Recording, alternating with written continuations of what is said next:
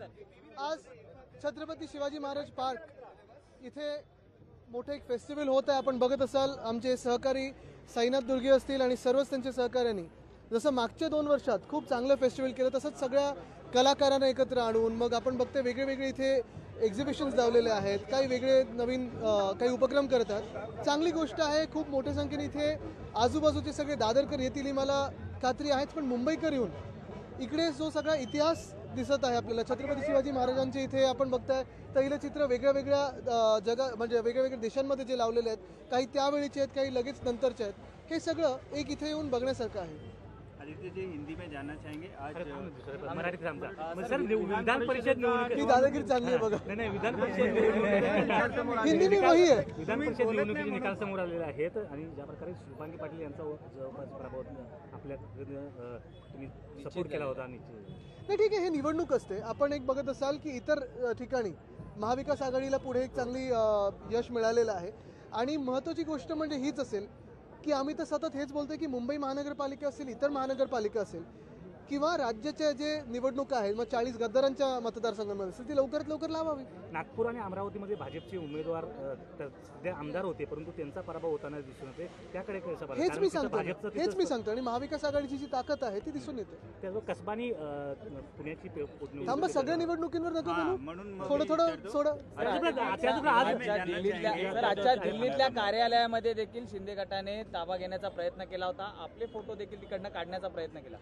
आता मुख्य गोष्ट हीच आहे की जर त्यांच्यात हिंमत असेल ह्या सगळ्या गोष्टी सोडून निवडणुकीला सामोरी यावं हेच मी सतत बोलत आहे. ती हिंमत कुठेही दिसत नाहीये. महापालिकेची निवडणूक नाही लावत आहेत. 40 गद्दारांच्या सीटमध्ये नसेल, 13 गद्दार खासदार त्यांच्या सीटवर नाही. निवडणुकीला सामोरी जाण्यासाठी काही हिंमत नाही. पण काहीतरी छोटी इथे तिथे दादागिरी करण्याचा प्रयत्न असतो ते जाऊ दे, त्याच्याकडे लक्ष नका. महापालिकेचं बजेट सादर होत आहे परंतु आता अनिल परब यांनी मागणी केली की हे हंगामी बजेट सादर व्हावं कारण ज्या प्रकारे सत्ता तिथं नाही आहे त्यामुळं नक्कीच एक लोकप्रतिनिधी म्हणून असेल, एक मुंबईकर म्हणून असेल, हे मला वाटतच आहे आणि प्रत्येक मुंबईकराला वाटत असेल की मुंबईकरांचा जो तिथे हक्काचा पैसा आहे, मुंबईकरांसाठी वापरण्यात जाणारा जो पैसा आहे त्याच्यावर अधिकार मुंबईने निवडून दिलेल्या लोकप्रतिनिधींचा असतो. जर आपण बघितलं तर आता जे परिस्थिती आहे मग मध्यंतरी मी रस्त्यांचा घोटाळा देखील तुमच्या समोर आणला असेल. अनेक अजून वेगळे घोटाळे 2-4 माझ्या हातात आले, त्याच्यावर पण लवकर बोलणारच आहे. पण एक महत्त्वाची गोष्ट हीच राहते की उद्याचं जे बजेट असणार आहे मुंबई महानगरपालिकेचं तिथे प्रशासकांनी फक्त आणि फक्त ज्या काही एस्टॅब्लिशमेंट कॉस्ट असतात, आस्थापनाच्या ज्या काही कॉस्ट असतात मग त्याच्यात पगार असतील, पेन्शन असतील ह्या द्याव्यात आणि दुसरं म्हणजे जे ऑनगोईंग प्रोजेक्ट्स आहेत, जे चालू प्रोजेक्ट्स आहेत त्यांच्यासाठी लागणारं फंडिंग आहे ते द्यावं. त्यांनी राजकीय कुठचाही रोल घेऊ नये किंवा त्यांनी राजकारणी बनू नये, त्यांनी कुठचाही लोकप्रतिनिधी म्हणून स्वतःच्या मनात विचार आणू नये. नवीन प्रोजेक्टसाठी किंवा नवीन कुठच्याही मोठ्या प्रोजेक्टसाठी त्यांनी पैसा इथे देऊ शकत नाहीत कारण तो त्यांचा अधिकार नाही. जर तसं केलं तर हे समजायला मला वाटतं कमी पडू आपण की आपल्या राज्यात, आपल्या देशात आणि आपल्या मुंबईमध्ये लोकशाही आहे की नाही हा विचार आता मनात येईल. कारण जसं एक आपण बघताय की महापालिकेत जसं एक हुकुमशाहीचं वातावरण आहे, या राज्यात देखील तसंच सुरू आहे. महत्त्वाची गोष्ट हीच राहते की आपल्या मुंबईमध्ये जी जगभरात तुम्ही ओळखले जाते मुंबई म्हणून, आपण सगळे मुंबईकर म्हणून ओळखले जातो, त्या मुंबईची ओळख आता अशी होत चालली की इथे 1 वर्ष महानगरपालिकेत कुठचंही कोणाची सत्ता नसताना प्रशासक आणि जे काही प्रशासन आहे ते अंधाधुंद कारभार चालवत आहे आणि मुंबईकरांचा पैसा ह्याचा चुराडा करत आहे. ईडीच्या कारवाया अजून देखील थांबलेल्या नाहीत. सर ईडीच्या कारवाया या देखील अजून सुरूच आहे. बिल्कुल हम यही मांग कर रहे हैं और मुझे लगता है सभी मुंबईकरों ने यही मांग करनी चाहिए, सभी पार्टियों ने ये मांग करनी चाहिए. ये लोकतंत्र के हित में होगा कि जो बीएमसी का बजट है उसे अगर आप देखें तो सिर्फ एस्टैब्लिशमेंट कॉस्ट और ऑनगोइंग प्रोजेक्ट इस दौर पे पेश किया जाए. जो प्रशासक है या जो प्रशासन है वो ये न समझे कि वो लोक प्रतिनिधि बन गए हैं, क्योंकि वो अधिकार उनका नहीं है. जो चुन के आते हैं उनको ही वो अधिकार होता है. पूरा बजट जो होता है वो स्टैंडिंग कमेटी हो या फिर जनरल बॉडी हो, इसके थ्रू ही मंजूर होना चाहिए. वही एक सही तरीका रहेगा. सर पक्षातील गुप्तता ठेवण्यासाठी आयफोन वापरायला हवेत असं अंबादास दानवे म्हणतात. If you were present in my earlier press conferences about roads also, I have questioned the scale of the roads that have been taken up. 6,500 crores, 400 kilometers. Is it possible in a city like Mumbai? 2, is there a scam? Because when I raised the question, the BMC has given tenders at unilateral bids, I mean at par rates unilaterally without any negotiation, which also means that they have saved 400 crores when I raised the issue. And the third, exactly 5 companies have got 1 packet each. Is this cartelization? These are some of the pertinent questions, and the point really is, does the administrator take over the role of elected representatives. Is it fair in a democracy? Is it moral in a democracy?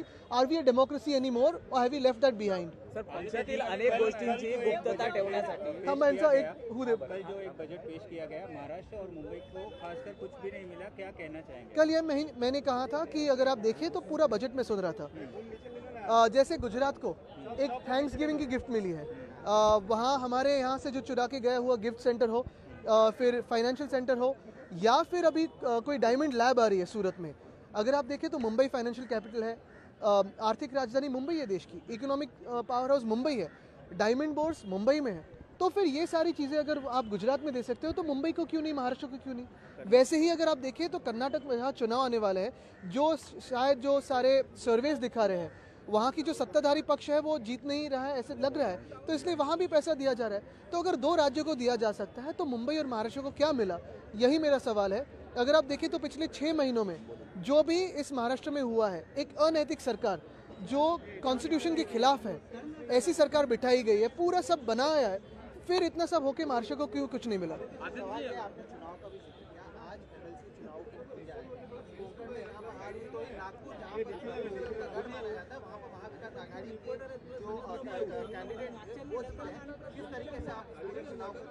चुनाव होता है, हार जीत तो होती, लेकिन इतनी हिम्मत होनी चाहिए चुनाव लेने की।